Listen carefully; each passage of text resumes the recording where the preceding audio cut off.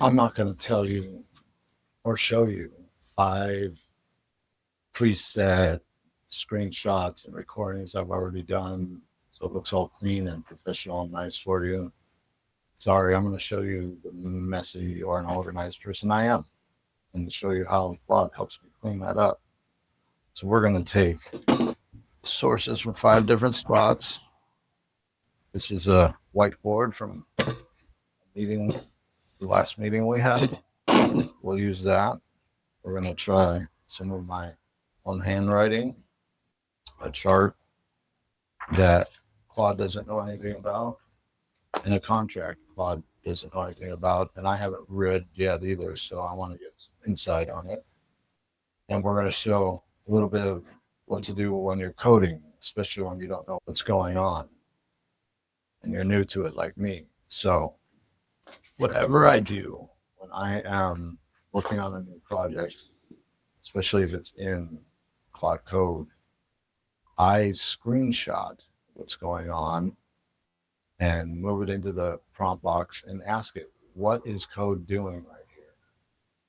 So while you're sitting there watching it, it's an amazing thing. You typed in a request and it starts doing all this stuff, and you have no idea what it's doing.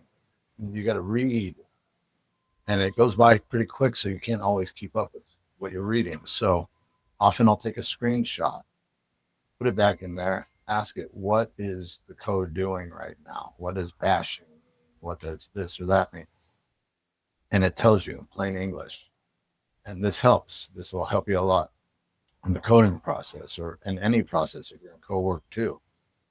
The one caveat here is if you are in Claude Code and you're dealing with any kind of key, especially an API key, you never want to or record that or copy it. You want to copy and paste it and put it right into your code and push it right then.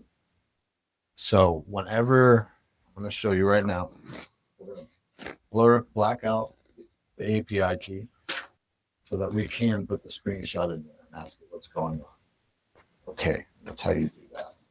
One comes, what it tells you isn't a lecture or too complicated. In fact, you can always say ELI 5, explain like I'm 5, and it will get very simple for you. But it explains in plain English where it's at and what it's doing to get to the next step for your request. So, as we all know, when you're in a meeting and ideas and brainstorming are going on a whiteboard, it's pretty often, I'd say, eight out of 10 of us forget what was on that whiteboard as soon as we walk out of that office.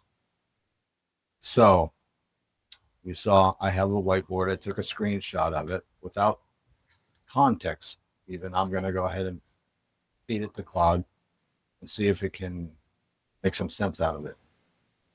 Maybe make a skill and add to the workflow.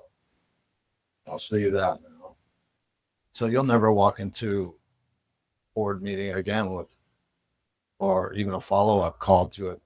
If you just screenshot it, send that screenshot to Claude at the end of the day, you'll have your own notes and what you remembered as well.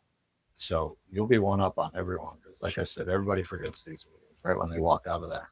So now let's try my own chicken scratch and hope that Claude doesn't choke on it. I took a screenshot of this, feed it Claude. We're going to get that out. But now I write fast, messy. So if you've ever gone back to your own notes and not been able to read them, I'm part of that group.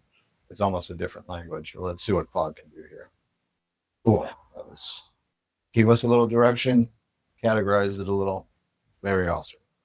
Okay, so this is a contract, at least that I am going to. I've already screenshotted that in preparation for this. So I'm going to feed that into Claude now too. Right in there. And we'll see what that says. And I would have known that if it didn't point that out.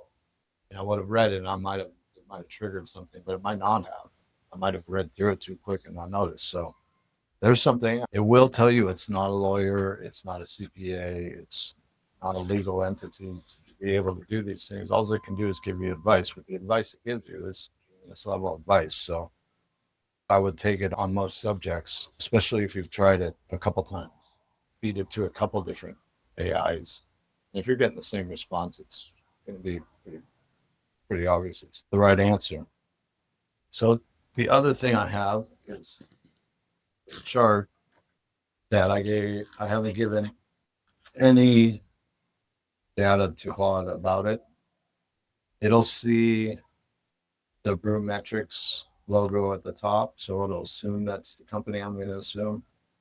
But I don't know what it's going to think of the graph itself because there's nothing written on there. But let's drag and paste that in and see. It knows.